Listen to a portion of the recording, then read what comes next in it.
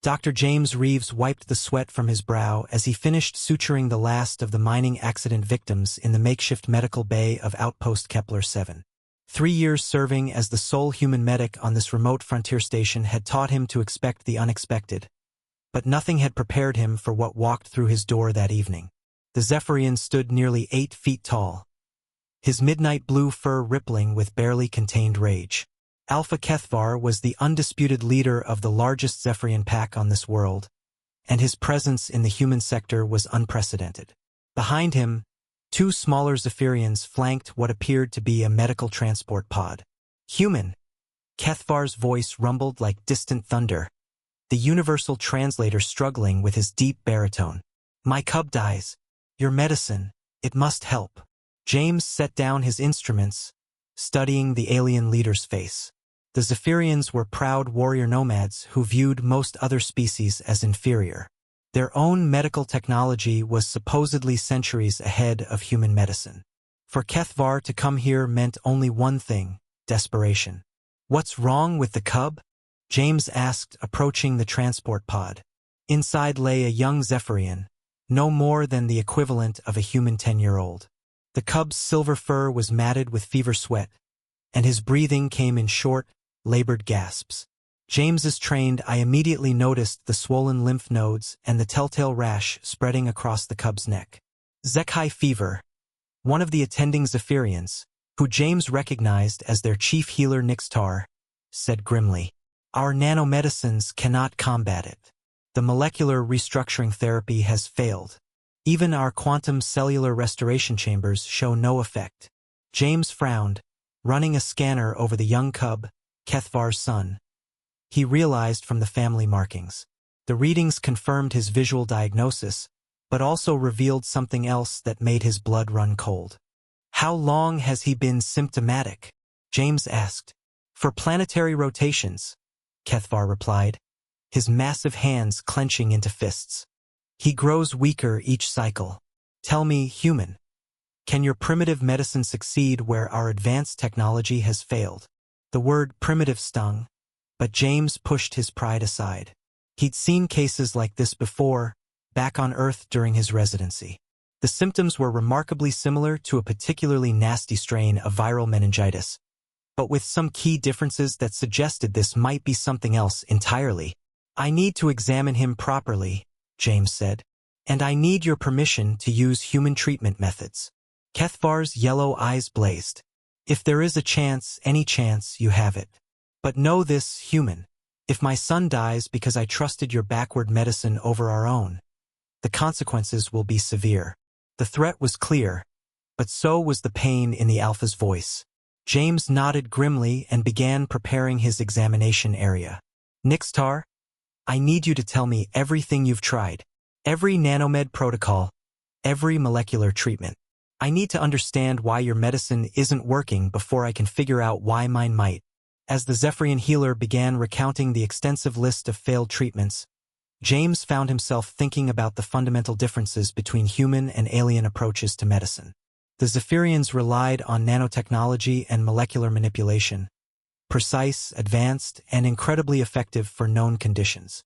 But sometimes, he mused as he watched the young cub struggle for breath. The old ways had advantages that high technology couldn't match. The examination took 3 hours, during which Alpha Keth'var paced the medical bay like a caged predator. James worked methodically, using equipment that the Zephyrians probably considered laughably obsolete: a stethoscope, a basic blood analyzer, even a simple reflex hammer. "What are you doing?" Nixtar asked, watching James tap the cub's knee with the rubber mallet. "Checking neurological responses," James explained.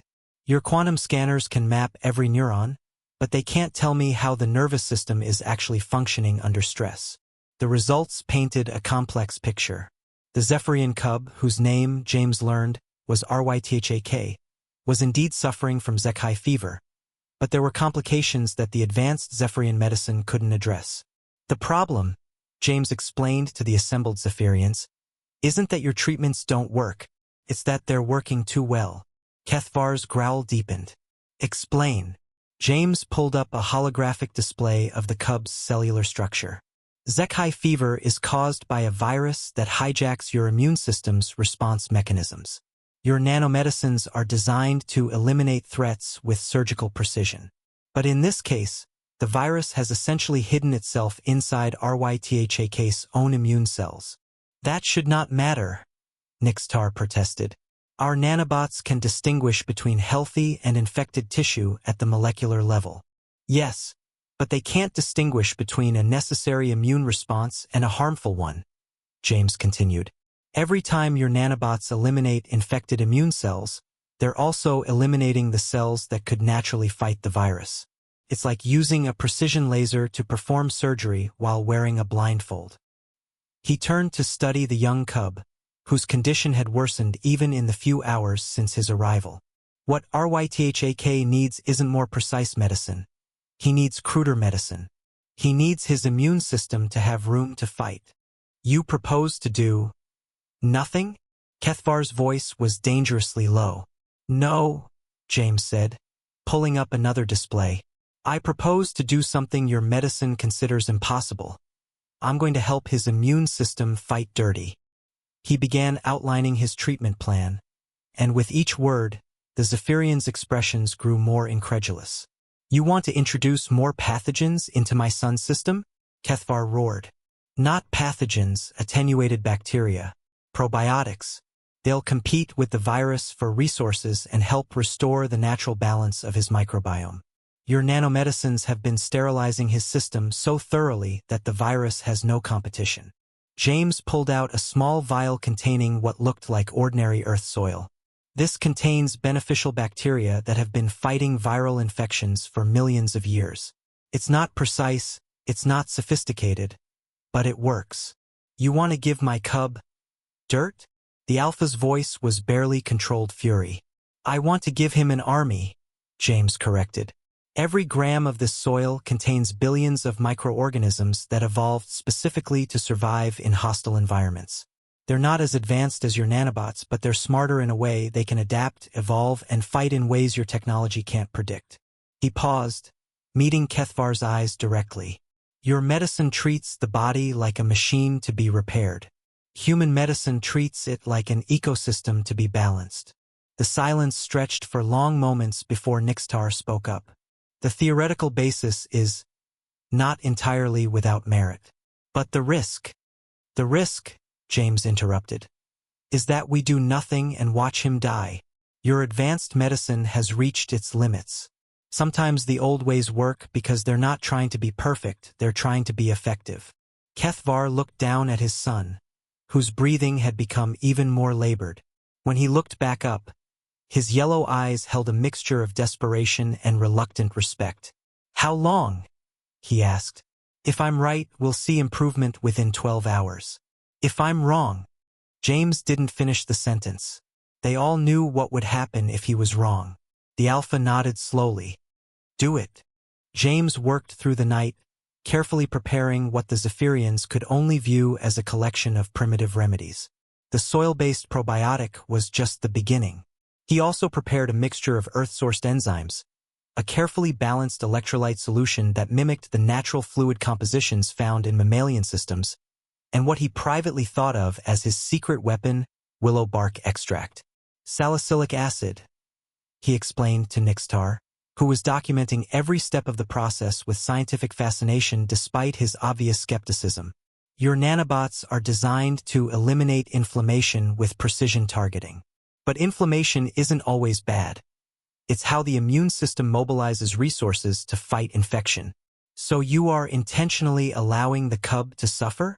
The Zephyrian healer's fur rippled with disapproval. I'm allowing his body to fight, James corrected. The willow bark won't eliminate inflammation, it'll modulate it.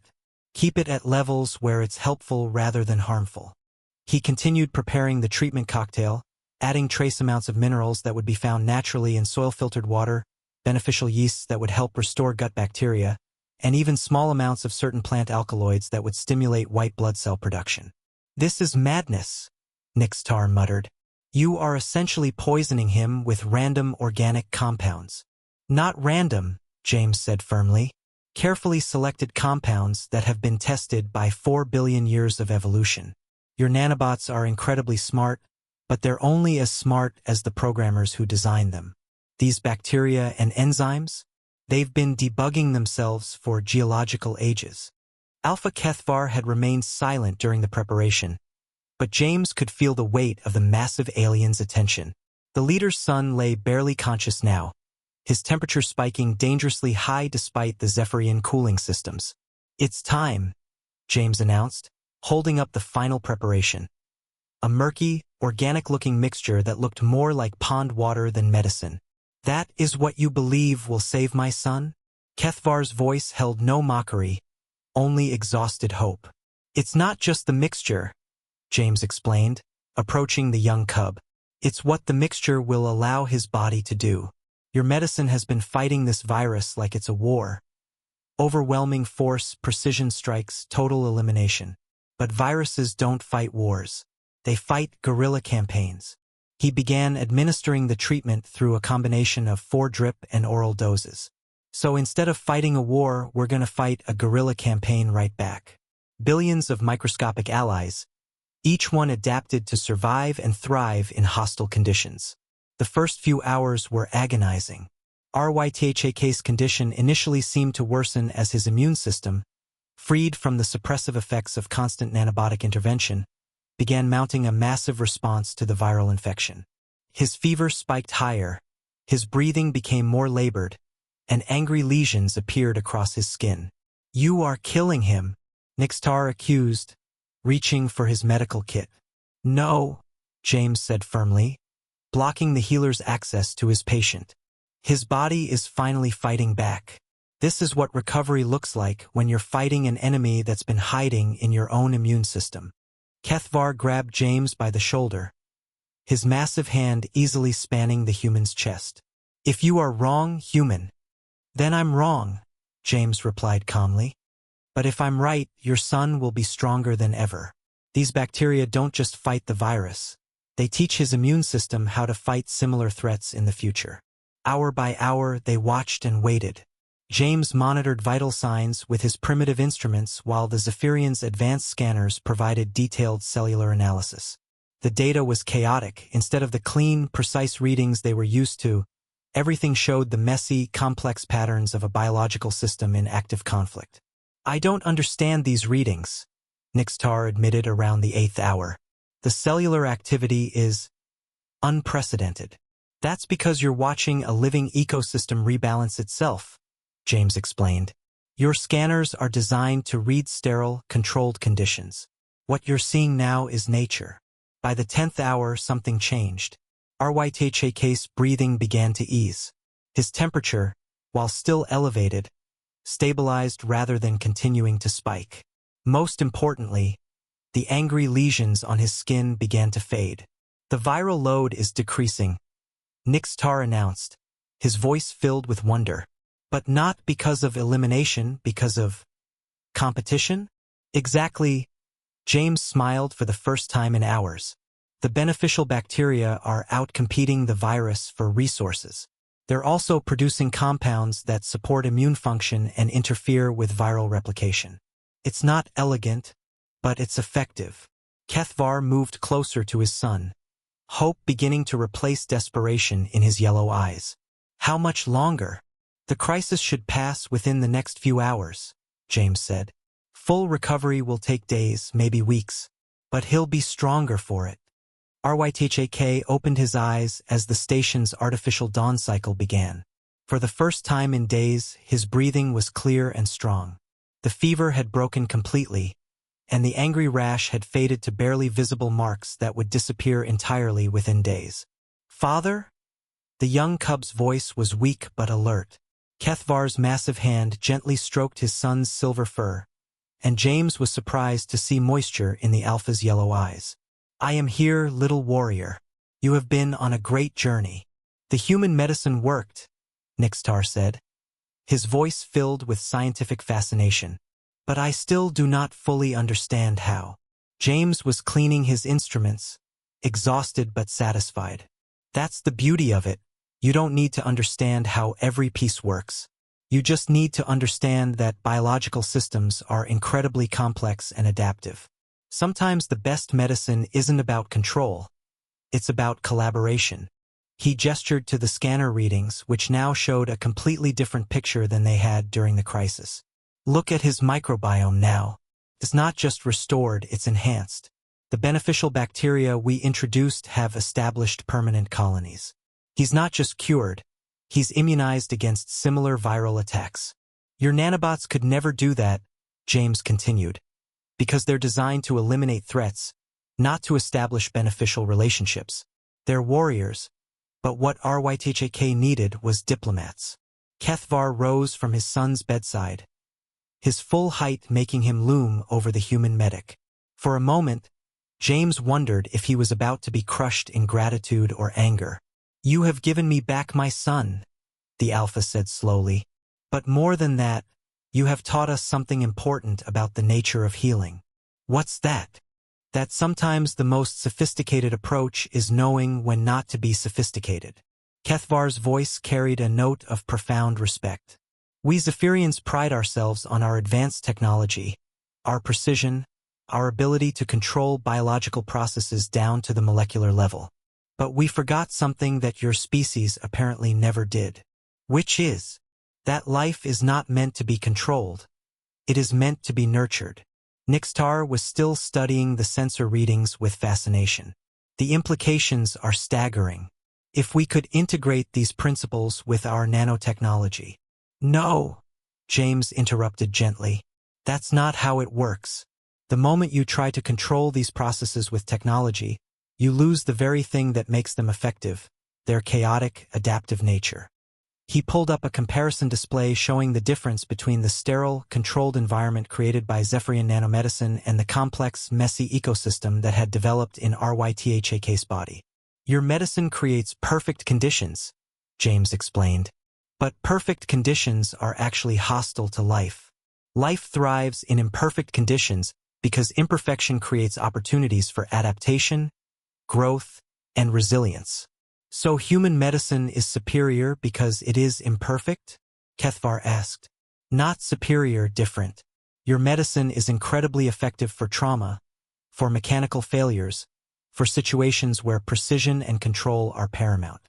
But for complex systemic issues like viral infections, autoimmune disorders, or chronic diseases, sometimes you need medicine that's as messy and adaptive as life itself." RYTHAK struggled to sit up, and James moved to help him.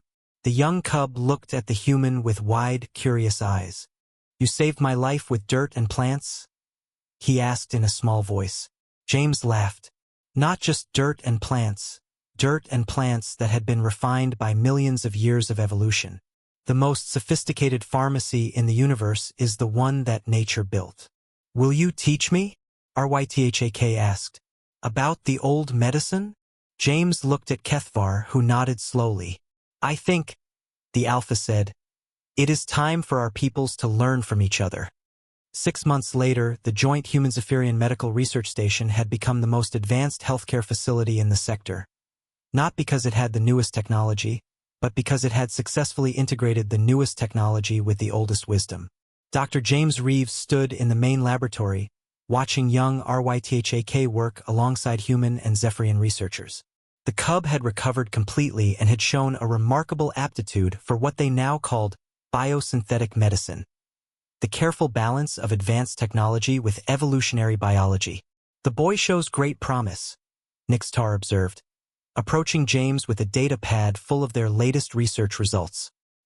His unique perspective, having experienced both technological and biological healing, gives him insights that neither of our species developed independently. "How are the trials going?" James asked. "Remarkable.